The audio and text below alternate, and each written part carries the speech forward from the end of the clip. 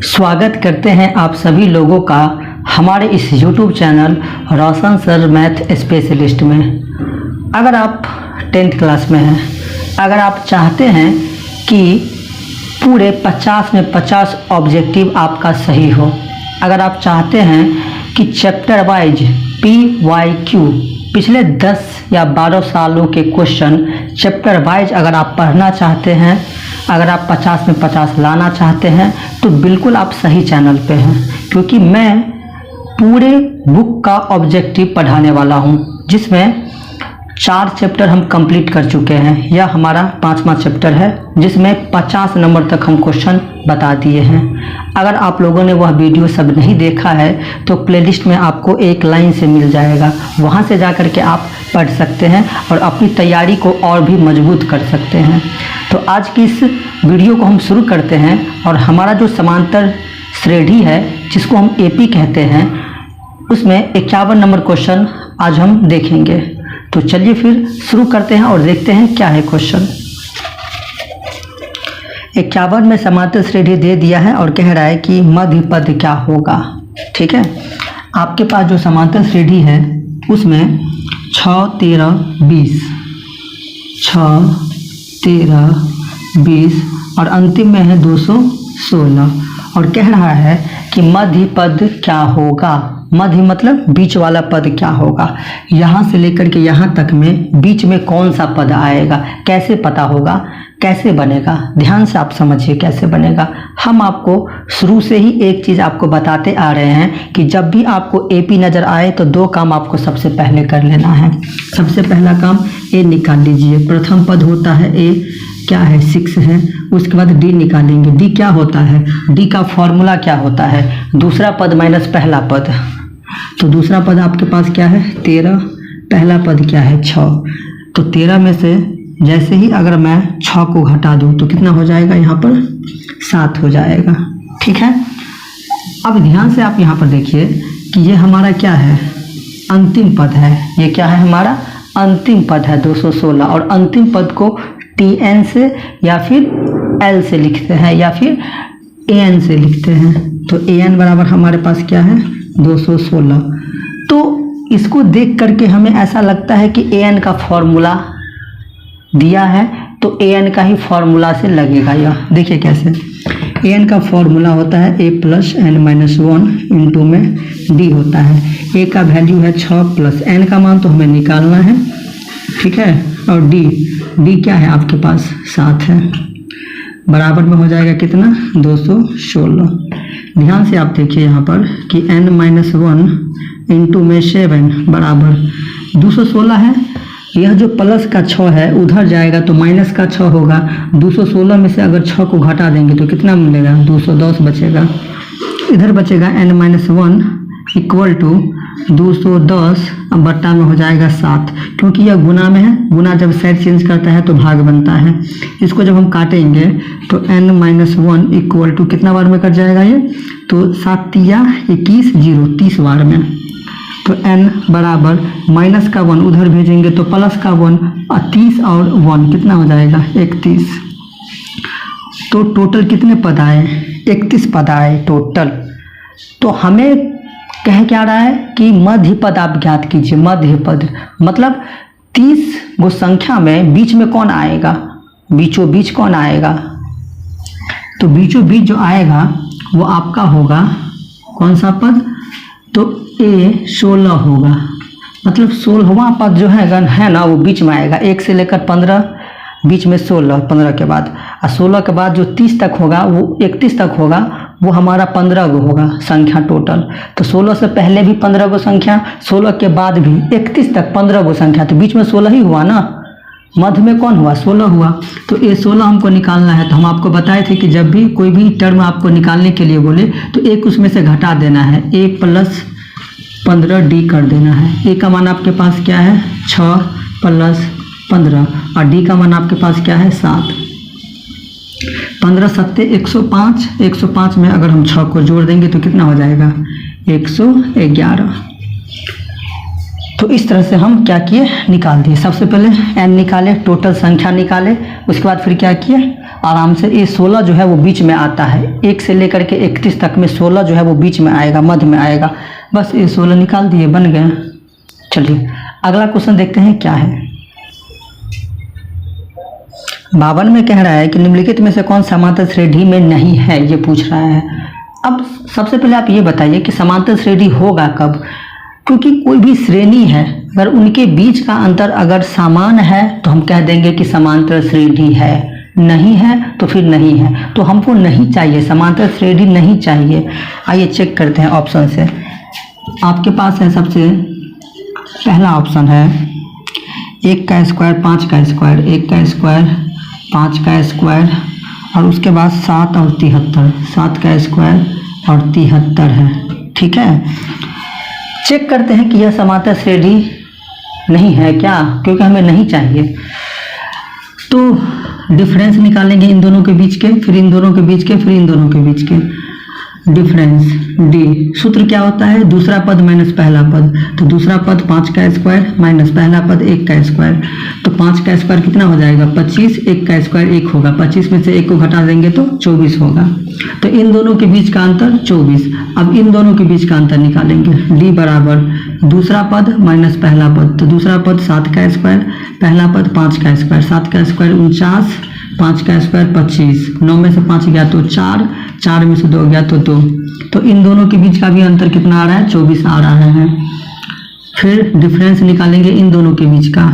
तो दूसरा पद क्या है 73 और पहला पद क्या है 7 का स्क्वायर। तो 73 माइनस 49, तो 13 में से 9 को घटा देंगे तो 4 और 6 में से 4 गया तो 2। तो इन दोनों के बीच का भी अंतर 24, इन दोनों के बीच का भी अंतर 24, इन दोनों के बीच का भी अंतर 24। तो जब अंतर सेम है तब तो वो हो गया क्या हमारा समांतर श्रेणी हो गया। क्वेश्चन कह रहा है कि समांतर श्रेणी हमको नहीं चाहिए। ठीक है, आइए दूसरा ऑप्शन चेक करके दिखाते हैं हम आपको। बी नंबर ऑप्शन, बी में है रूट का 2, रूट का 8, रूट का 18 और रूट का 32 है। चलिए इन दोनों के बीच का अंतर डी बराबर a2 माइनस a1। a2 क्या है रूट का 8 माइनस a1 रूट का 2। 8 का वर्गमूल जब हम निकालेंगे तो क्या होगा 4 × 2 आएगा। ठीक है, माइनस का रूट 2, क्योंकि इन दोनों को आपस में हम घटा नहीं सकते हैं, क्योंकि अलग अलग रूट वाले हैं, इसलिए हम आपस में इसको नहीं घटा सकते हैं, नहीं तो जोड़ सकते हैं। ठीक, तो 4 का वर्गमूल कितना आ जाएगा 2 और रूट 2 तो ऐसे ही रहेगा, माइनस का रूट 2। अब 2 रूट 2 में से 1 रूट 2 को घटा देंगे तो कितना निकलेगा 1 रूट 2 निकलेगा।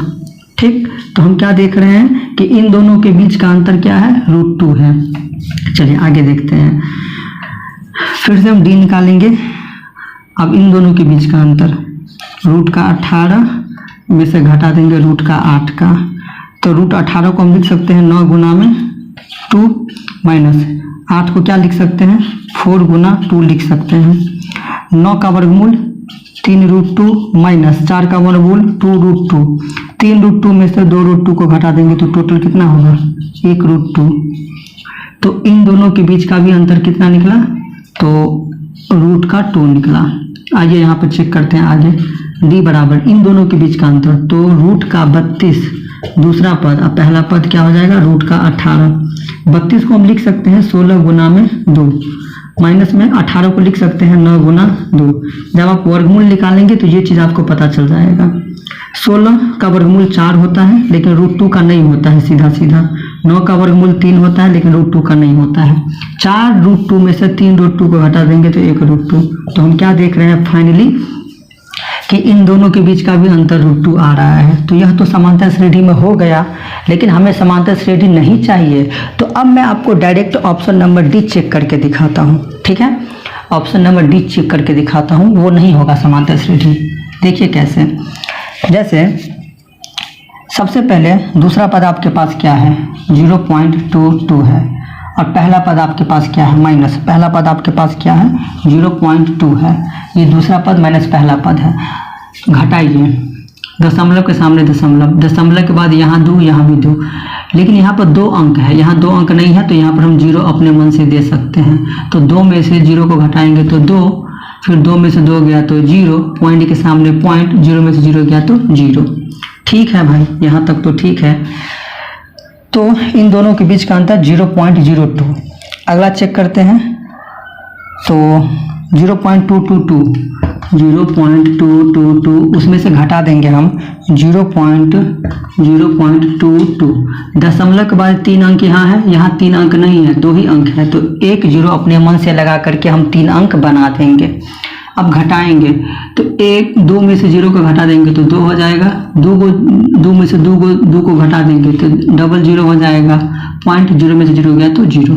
ध्यान से देखिए कि इधर जो है वो 0.02 है, इधर जो है वो 0.002 है, तो ऑप्शन नंबर जो डी है वो हमारा क्या हो जाएगा, AP नहीं होगा, और हमें वही चाहिए था, AP नहीं चाहिए था, तो वही होगा, क्योंकि इन दोनों के बीच का अंतर सेम नहीं है। यहाँ पर है 0.02 और उसके बाद क्या है 0.002 है, इस कारण से यह AP नहीं है, इनके बीच का अंतर बराबर नहीं है। तो इस तरह से हम 2 चेक करके आपको दिखा दिए, जो कि AP था, अंतर सेम था, लेकिन इसका अंतर सेम नहीं है, इसलिए यह AP नहीं होगा। चलिए नेक्स्ट क्वेश्चन देखते हैं क्या है।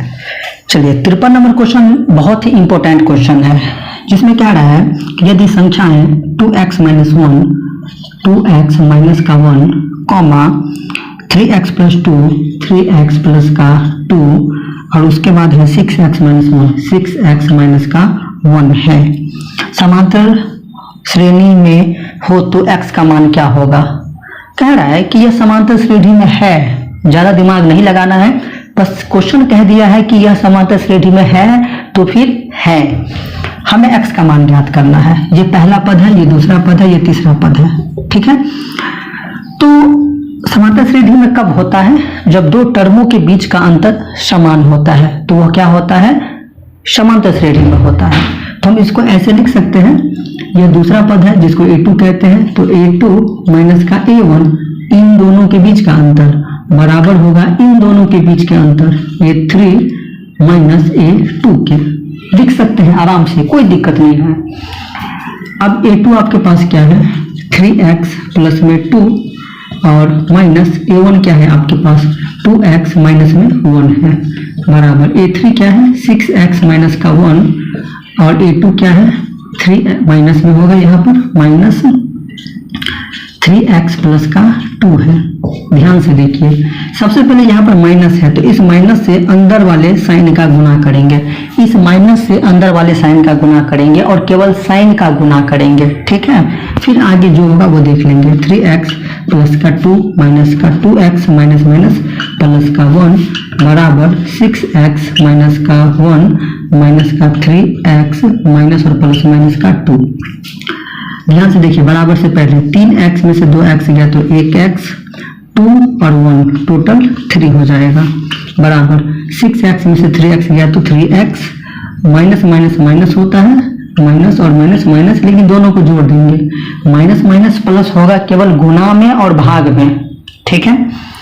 तो जोड़ देंगे तो कितना हो जाएगा, 3 हो जाएगा। अब आप ध्यान से देखिए यहाँ पर, ये 3 तो है ही, माइनस का 3 को हम इधर लेकर आ जाएंगे तो प्लस का 3 हो जाएगा, बराबर में 3x तो है ही, ये प्लस का x उधर भेज देंगे तो माइनस का x हो जाएगा, 3 3 6 इक्वल टू 3x में से 1x गया तो 2x, 6 बट्टा ये गुना में है, इधर आएगा तो भाग में आ जाएगा, और इधर केवल x बचेगा, 2 3 6, तो x का मान कितना निकला, 3 निकला।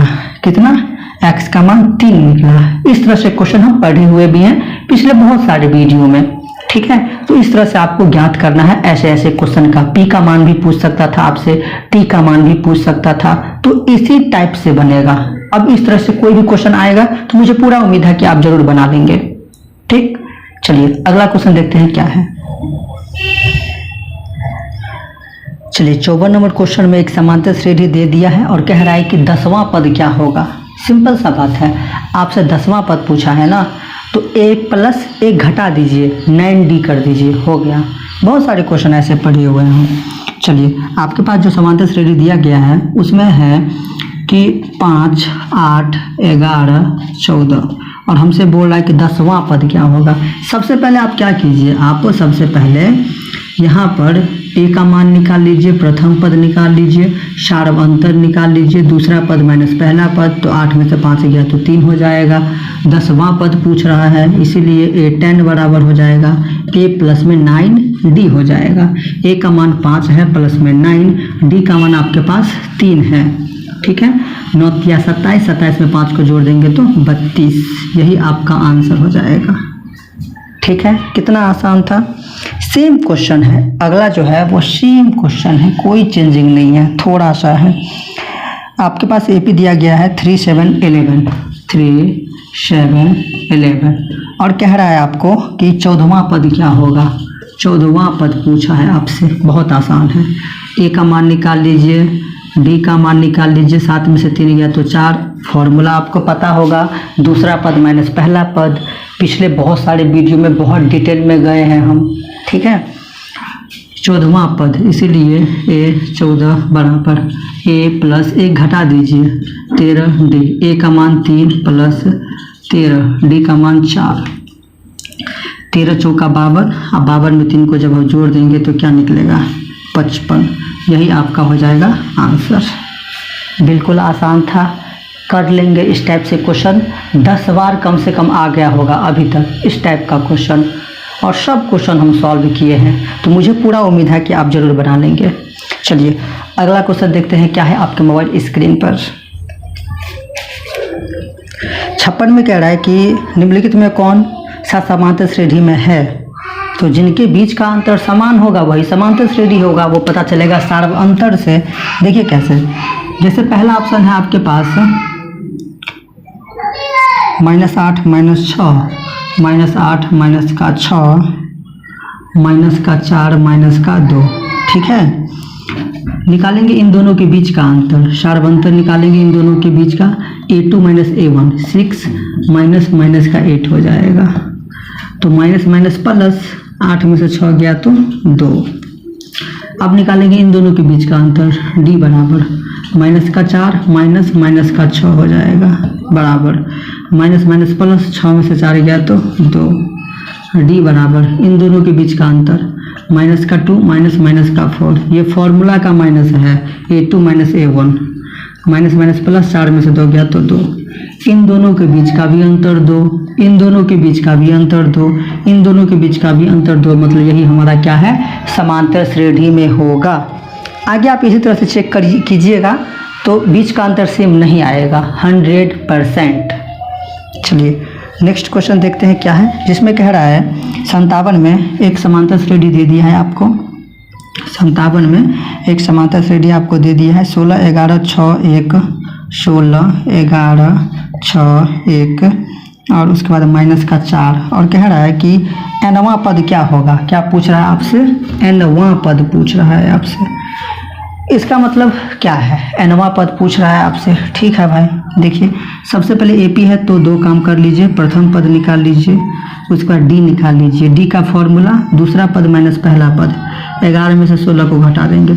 जब 11 में से हम अगर 16 को घटाएंगे नहीं घटेगा, तो 16 में से 11 को घटा दीजिए तो माइनस का कितना निकलेगा 5। ठीक, अब कह रहा है कि nवां पद हम जानते हैं चूँकि कि an बराबर क्या होता है a प्लस n माइनस 1 और इंटू में d होता है। a का मान क्या है आपके पास 16 प्लस n तो हमें निकालना है और d का मान है माइनस का 5। ध्यान से देखिए, 16 प्लस माइनस माइनस n को 5 से गुना कीजिए तो 5n माइनस माइनस प्लस, 5 एकान 5, 16 5 कितना हो जाएगा 21 माइनस का 5n। हम इस दोनों को आपस में नहीं जोड़ सकते। क्यों नहीं जोड़ सकते सर, क्योंकि यह n वाला टर्म है, यह बिना n वाला है, तो आपस में ना तो जोड़ सकते हैं और ना ही घटा सकते हैं। ठीक है, चलिए नेक्स्ट क्वेश्चन देखते हैं, जिसमें कह रहा है 58 नंबर जो क्वेश्चन है वो है कि यदि समांतर श्रेणी का सामान्य पद दे दिया है 13 माइनस 2n, 13 माइनस 2n दे दिया है सामान्य पद, तो कह रहा है आपको कि इसका सार्व अंतर क्या होगा। क्या पूछ रहा है, सार्व अंतर मतलब d पूछ रहा है आपसे। कैसे बनेगा, सार्व अंतर का फॉर्मूला होता है दूसरा पद माइनस पहला पद, तो वो कहाँ से आएगा, जब आपके पास AP रहेगा तब तो आएगा। तो पहले हम इसको AP में कन्वर्ट करेंगे। वो कैसे होगा, n के जगह पर नेचुरल नंबर रख देंगे और AP बनाएंगे, 2-3 टर्म तक जाएंगे, उसके बाद छोड़ देंगे। n = 1 2 3 ऐसे ही रखेंगे। सबसे पहले यहाँ पर 1 रखेंगे तो 2 एकान 2, 13 में से 2 को घटा देंगे तो 11 हो जाएगा। अब यहाँ पर 2 रखेंगे तो 2 दूना 4, 13 में से 4 को घटा देंगे तो 9 हो जाएगा। अब यहाँ पर 3 रखेंगे, 2 तिया 6, 13 में से 6 गया तो कितना हो जाएगा, 7 हो जाएगा। अब कोई ज़रूरत नहीं है, एपी के लिए 2 या 3 टर्म काफ़ी होता है। हमसे पूछ रहा है डी, मतलब इसी को हम कहते हैं सार्वअंतर कहते हैं, या फिर सर्वांतर कहते हैं, सर्वांतर कहते हैं, या फिर पदांतर कहते हैं। याद रखिएगा क्या होता है, दूसरा पद माइनस पहला पद, दूसरा पद माइनस पहला पद। तो अगर हम 11 में से 9 को घटा देंगे तो माइनस का 2 हो जाएगा। ठीक, इस तरह से आपको क्या करना है, इस क्वेश्चन को सॉल्व करना है। चलिए अगला क्वेश्चन देखते हैं क्या है। चलिए 59 में जो है वो 126, 120, 114, 126, 120, 114 और कह रहा है कि कौन सा पद जो है वो शून्य होगा। ठीक है, कौन सा पद जो है वो शून्य होगा। सबसे पहले तो आपको क्या करना है कि एपी नज़र आए तो 2 काम। सबसे पहले पहला पद निकाल लीजिए 126, डी निकाल लीजिए दूसरा पद माइनस पहला पद, 120 में से घटा दीजिए 126 को, तो इसमें से इसको घटाएंगे तो साइन माइनस में देंगे। तो 2 काम आप कर लिए। कह रहा है कौन सा पद शून्य होगा, नहीं पता कि कितने नंबर का पद शून्य होगा, तो मान लेंगे हम कि an बराबर 0, किसी नंबर का पद होगा जो शून्य होगा, मान लेंगे। an का फॉर्मूला होता है a plus n minus 1 into में d, क्योंकि an है तो an का ही फॉर्मूला लगेगा यहाँ पर। 0 इक्वल टू 126 प्लस में n तो निकालना है और d का मान दिख रहे हैं हम माइनस का 6 है। ये जो 126 है उसको हम इधर लेकर के आ जाएंगे तो माइनस का 126 हो जाएंगे, और फिर इसको अगर 0 के साथ कुछ भी करेंगे तो कोई फर्क नहीं पड़ने वाला है। ठीक है, बट्टा ये गुना में है, इधर आएगा तो भाग में आ जाएगा। ये माइनस से माइनस गया और 6 दूना 12 और 6 एकान 6, ठीक 21। एक चीज़ ध्यान से देखिए आप, इधर बचेगा क्या फिर आपके पास n माइनस का 1 बचेगा, ये इधर आएगा, फिर ये इधर आएगा तो माइनस में है तो प्लस बनेगा। 22 इक्वल टू n, तो n बराबर 22 निकला। इसका मतलब ये है कि 22वां पद जो है वो 0 होगा। कैसे, ध्यान से देखिए, 126 उसमें से 6 घटा देंगे तो 120 में से 6 घटा देंगे तो 14, 114, फिर 114 में से 6 घटाएंगे, फिर 114 में से 6 घटाएंगे, फिर कुछ ना कुछ आएगा, फिर उसमें से 6 घटाएंगे, फिर कुछ ना कुछ आएगा, फिर उसमें से 6 घटाएंगे। तो ऐसे ही करते करते 22वां नंबर पर जब हम जाएंगे ना तो 0 हो जाएगा। ठीक, चलिए अगला क्वेश्चन देखते हैं क्या है। चलिए 60 में कह रहा है कि 0, 0, 1/8, 1/8, उसके बाद 1/4, उसके बाद 3/8, और कह रहा है कि सार्वअंतर क्या होगा। एक एपी दे दिया है और आपसे पूछ रहा है सार्वअंतर। आपसे अगर एपी देख करके पूछे सार्वअंतर, चाहे सर्वांतर, चाहे पदांतर, मतलब एक ही है कि आपसे डिफरेंस पूछ रहा है। ठीक है, डिफरेंस पूछ रहा है। सूत्र क्या होता है, उस तीनों का एक ही सूत्र होता है, दूसरा पद माइनस पहला पद। तो दूसरा पद आपके पास क्या है, 1/8 माइनस 0। अब 1/8 को 0 से चाहे जोड़िए चाहे घटाइए, कोनो फर्क नहीं पड़ने वाला है। ठीक, कोई फर्क नहीं पड़ने वाला है। किसी भी संख्या को, किसी भी भिन्न को 0 के साथ चाहे जोड़िए चाहे घटाइए, कोई इफेक्ट नहीं पड़ेगा। तो 1/8 जो है वो आपका क्या हो जाएगा, करेक्ट आंसर हो जाएगा। चलिए नेक्स्ट क्वेश्चन देखते हैं क्या है, जिसमें कह रहा है कि यदि किसी समांतर श्रेणी का सामान्य पद दे दिया है, फिर से 5n-7, क्या दे दिया है, 5n-7 दे दिया आपको समांतर श्रेणी का पद, और कह रहा है कि इसका प्रथम पद क्या होगा, ये पूछ रहा है आपसे। प्रथम पद बहुत आसान है, n की जगह पर आप नेचुरल नंबर रख दीजिए, 1, 2, 3, ऐसे ही आप रखेंगे, जरूरत पड़ेगी तो। यहाँ पर 1 रखेंगे तो 5 एकान 5, 5 एकान 5, 7 में से 5 को घटा देंगे तो कितना होगा, माइनस का 2, और माइनस का 2 जो है यही हमारा हो जाएगा प्रथम पद हो जाएगा, माइनस का 2। ठीक है, चलिए अगला क्वेश्चन, एक एपी दे दिया है और कह रहा है कि प्रथम 11 पदों का योगफल क्या होगा, ये पूछ रहा है आपसे। क्या पूछ रहा है? प्रथम 11 पदों का योगफल। एपी जो दिया है उससे आप क्या कीजिए, सबसे पहले ए निकाल लीजिए, ए आपके पास 2 है, डी निकाल लीजिए, दूसरा पद माइनस पहला पद, 6 में से 2 को घटा दीजिए तो 4 हो जाएगा। आपसे 11 पदों का योगफल पूछा है। फॉर्मूला होता है क्या? n/2 मतलब 11/2 बड़ी कोष्ट 2a, तो a का मान यहाँ पर 2 है और 2 फॉर्मूला में तो 4 प्लस n-1, n का मान कितना है 11, तो 11 - 1 जैसे ही करेंगे तो 10 हो जाएगा। इंटू में डी का मान कितना है यहाँ पर 4 है। ठीक, यहाँ पर देखिए 10 चौक 40, 40 और 4 कितना हो जाएगा 44, इधर पहले से बाहर में है 1/11/2। इसको जब हम काटेंगे तो कितने बार में कटेगा 22 बार में।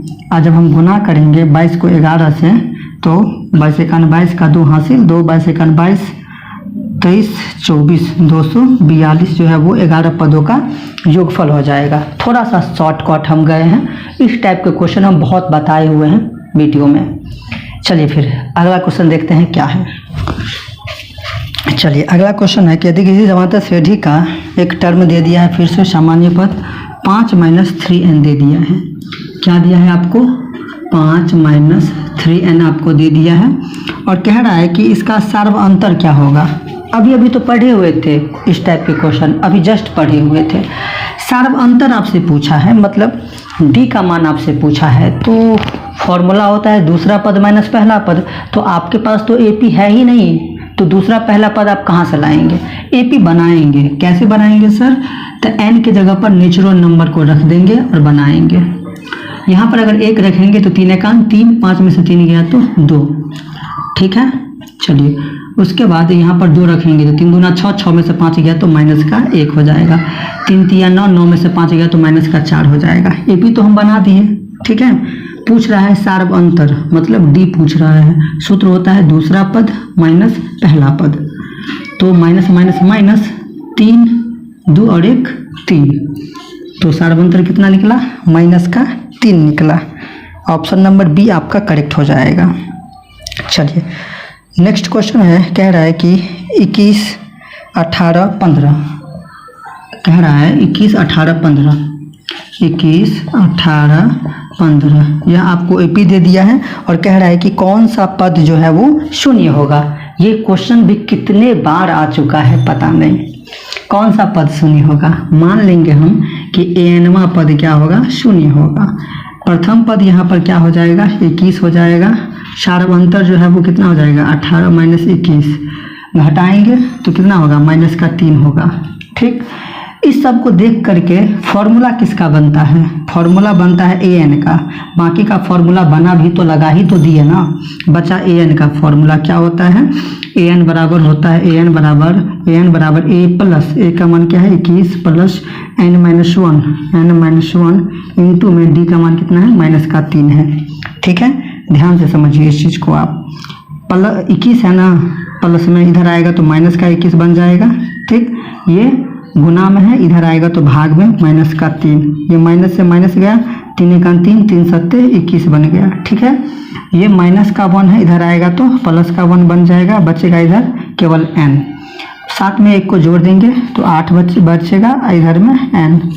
तो कौन सा पद शून्य होगा? 8वां पद जो है वो शून्य हो जाएगा। ठीक है, इस तरह से बनाएंगे क्वेश्चन को। चलिए नेक्स्ट क्वेश्चन है आपके स्क्रीन पर, जिसमें कह रहा है कि रूट वाला है तो कोई दिक्कत नहीं है, घबराना नहीं है। रूट में है तो डरने की कोई बात नहीं है। एपी दे दिया है रूट में, रूट का 7, रूट का 28, रूट का 63 और क्या रहा है आपको कि चौथा पद क्या होगा, ये पूछ रहा है आपसे। चौथा पद पूछ रहा है। इसका मतलब ये है कि सबसे पहले तो हम करेंगे क्या, एपी को देख करके प्रथम पद निकाल लेंगे, जिसको ए से लिखते हैं, रूट का 7। उसके बाद डी निकालेंगे, डी होता है दूसरा पद माइनस पहला पद, तो दूसरा पद रूट का 28, पहला पद रूट का 7। 28 को क्या लिख सकते हैं आप? 4 × 7 लिख सकते हैं, 4 7 28, क्योंकि इस दोनों को आपस में घटा नहीं सकते हैं हम, क्योंकि अलग अलग रूट वाले टर्म है, इसलिए नहीं घटा सकते। तो इसको लिख सकते हैं 4 × 7। कहाँ से लाए हम? इसका जब वर्गमूल आप निकालिएगा तो पता चलेगा आपको। रूट का 7, 4 का वर्गमूल 2√7 माइनस रूट का 7, 2√7 में से 1√7 गया तो 1√7 बचेगा।